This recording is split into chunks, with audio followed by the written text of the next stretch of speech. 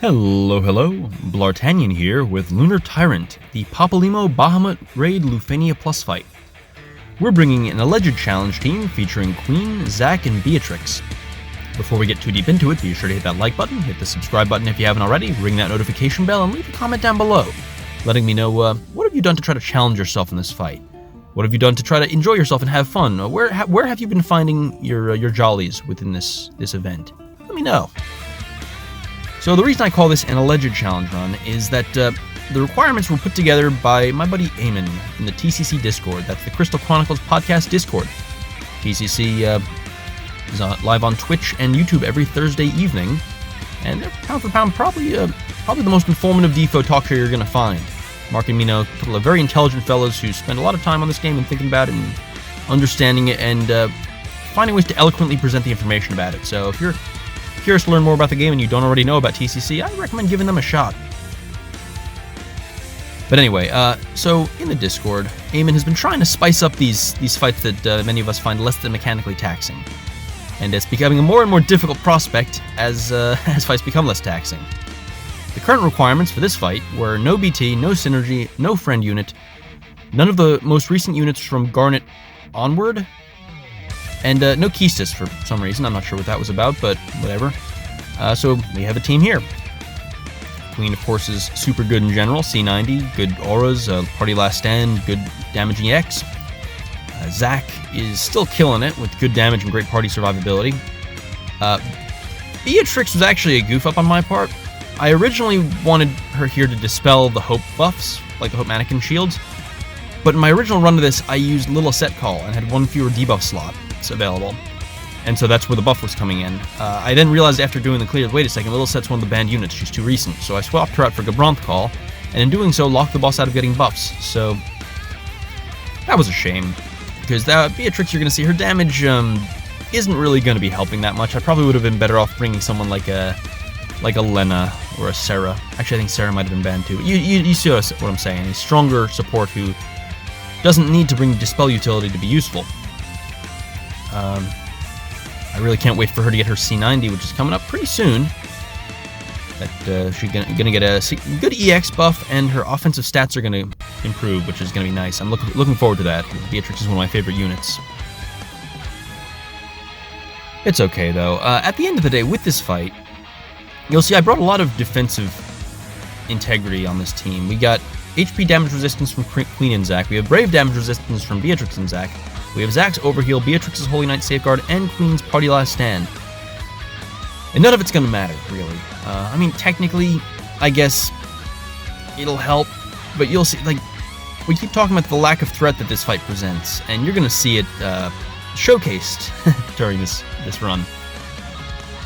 So you'll see it with Zack. We had been prioritizing his skill 1 Chain Slash earlier in the fight, because this team doesn't really have a whole lot of Brave gain on it, and without Brave gain and like a lot of HP damage up, flat out, which we are kind of bringing, it's unlikely that his skill 1 Chain Slash is going to cap. And if Chain Slash isn't capping, you're usually better off using Rush Assault.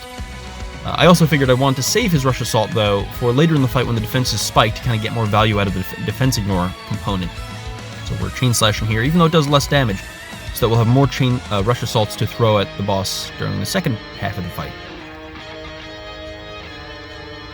There we go, man. Queen's base skills sure don't do anything, but it's okay. We're not here for her base skills, we're here for her EX.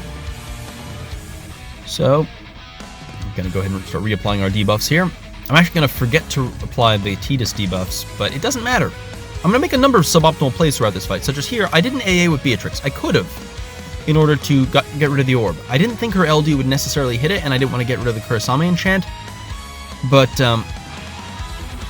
as you'll see in a little bit, it was nominally the incorrect play. It's hard to say. In a fight like this, where, like, what even is the incorrect play anymore? So I'm reapplying the Gabronth Call, and I'm going to use her Queen's AA in order to get rid of the orb. Not realizing that because I took just a second too long there, the orb goes up to 14, not 15, and so the orb doesn't go away. So it's like, well, if that happened, so that was a waste of a one turn of AA boost from Queen, which is a little sad because that's where our sole source of Brave gain up is coming from, but I don't think it's going to be that big a catastrophe in the long run of things. Finally got all our debuffs in place. Rush assaulting, using that free rush assault you see there, doing some solid single target damage. Remember, skip Zach LD for his BT. Memes aside. Well, anyway, as you can see here, we have the framed Mega Flare Plus about to hit us. Terrifying. Absolutely devastating. I do not know how I shall recover from this. Crippling blow. To reiterate, I could have used Beatrix's Safeguard there. I could have survived it with Queen's Last Stand if need be. Like, there really wasn't a whole lot going on there. But at the end of the day, the combination of debuffs on the boss plus Zach's Overheal was enough, and our HP damage reduction was enough to just kind of shrug it off. That's the thing about this fight. Like, everything but the orb is not really going to kill you unless you bring just a really squishy team and don't respect it at all. So it's almost more of an achievement to die to this fight than it is to clear it, which is kind of sad. If you are struggling with this fight, you should check out the TCC and Dystopia Discord servers, which I have linked in the description. Bunch of folks there, happy to help and offer suggestions, advice. Maybe you're a newer player with a less fleshed out roster, and that's what's giving you problems here. I should say, if your roster still needs building up, I could see folks struggling here. And in that case, you can build up your characters and check out the folks in these Discords. They'll be happy to help you. A lot of helpful folks.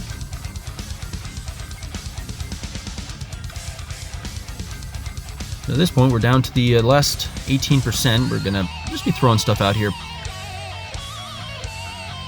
At this point, I just need to remember not to summon too soon because, obviously if you come out of summon, he's going to heal, he's going to hit you again. The heal is the more annoying thing because then theoretically we could run out of debuffs on him, and then the last 15% will become just a huge slog. I think we'd still probably kill him within turn count because this fight is nothing, but who really wants to chance that? So let's go ahead and bring Queen's EX here. I gotta say, I'm really digging Queen again. She feels really good to use again. I love it. I've been having fun running her with Lloyd. I've been calling him Kled. I know Raw Life insists on calling him Lloyd, as I think is the commonly accepted way to pronounce the name. But anyway, you'll see here, since Kurasami is at 5 stacks now, we don't want that to go down, so we're going to go ahead and hop into the summon now. I think 10% shouldn't be too tall in order for us to deal with this guy. And 9%, thanks Shiva. So we'll go ahead and rush assault his face. 700k, not bad, not bad. Okay, yeah, we got this.